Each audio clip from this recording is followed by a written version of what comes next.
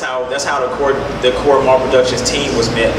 What ended up, we have like more people that actually are help us out with the book and team up with us. We have like www.toshigawa.com where we have most of our books up, and we also have free web comics that we have like every week. We put a new page to a web comic up, and like we have our main colorist is out of South Africa, so of course he couldn't be here, but so we have him. His name is Gareth Melvin.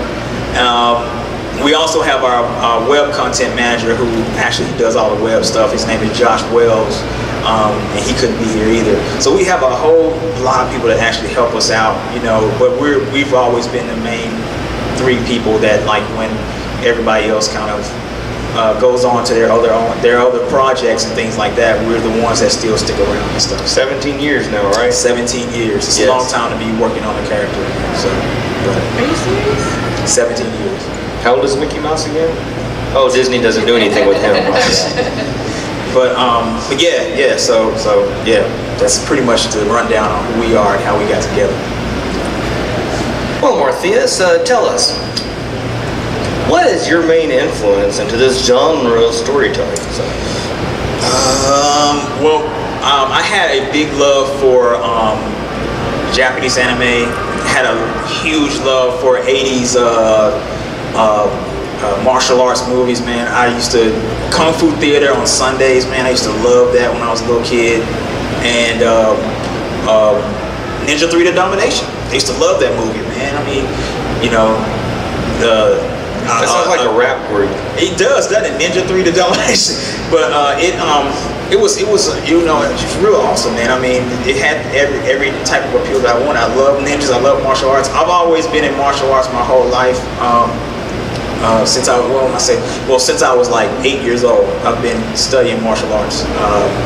I've been Shotokan karate, Muay Thai kickboxing, Taekwondo.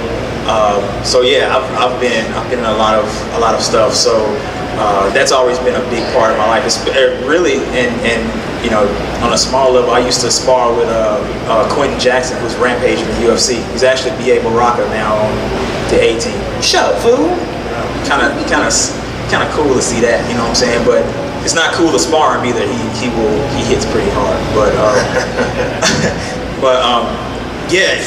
So I've been in martial arts for a long time, and that was my, I had to do something with martial arts. Plus, I like drawing women. You're terrible at it. You really need to practice. I'm pretty bad at drawing women, But you're really good right through this area. Yeah, that's the best area that, faces and everything else. Yeah.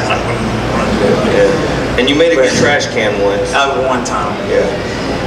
So that's pretty much it, just 80s movies, martial arts, Japanese anime, and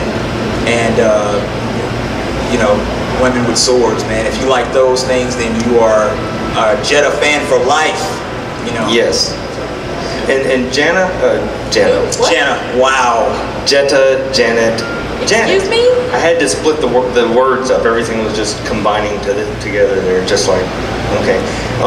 You're supportive of the whole Jetta publication thing. You're very involved with it. What is your inspiration that leads you into working in this genre and to being a part of Jetta? What influenced you into the direction of that art style and story? I'm a military brat, and in my early childhood, I actually lived in Japan, so I got to get a taste of what anime is, and because they had it on all the time, like it's like just regular TV over there. So, and then when I came over here, I noticed, some of the cartoons are a little, some of it has like a flavor of anime, but it didn't really have the style that I was used to. I think it was closer to when I was either graduating high school or in college, or starting college, like in the early to mid 90s when anime started to really kind of take hold in America again, or not again, but just take hold in America. And that was where I started to try to get my hands on whatever I could find, like a lot of the classics like Ninja Scroll, anything from Madhouse Animation, anything from Bones Studios. Who is it? The guy that does what's it called? Panda and the Serpent. Panda and the Serpent. No. Oh my gosh. That was like early anime. Anyways, I got that at the dollar store. That was reliving my childhood. I'm sorry for your childhood. That was a bad movie. It was a classic Chinese love story. You don't know nothing about that. No. Anyways, but like I was also influenced with when I guess comic books started to take hold again, like in the early 90s. That was still around like my late high school years. So like when Jim Lee started coming out, Image Comics, that's when I started to get into that genre as well. Before then, I knew who Superman and Batman were, but I never picked up a comic book. It was only when like Image and Marvel and the X-Men in the early to mid 90s started coming back and becoming strong again, is that when that was when I actually started to get into the American comic book side of things. And it just seemed natural to, kind of blend the two. My early influences was anime, so I drew mainly in that style. And then when I, got into the American comic books, that's when I just started to blend the two together. So it was natural. It's a natural evolution. Natural evolution. What about you, Kevin? It's embarrassing to say I've never been a fan of anime or manga. That's why we're not friends anymore. You're fired.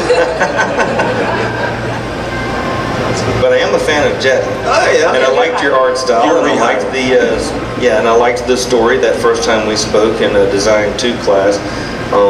It was about the only thing I could understand that day, because we had an instructor with an accent thicker than mud.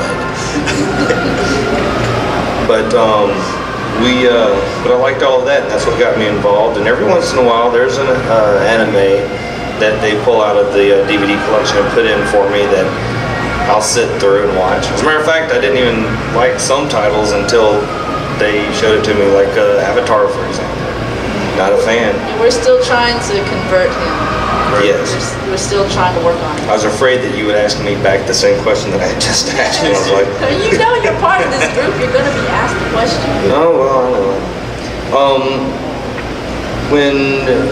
When you are working, what is the process? Because we've been asked before, and since we're talking about it, why does it take us a year to get a book out? Other than the fact that when editing, will go through all of the other books and say this, okay, and now then here's a new script.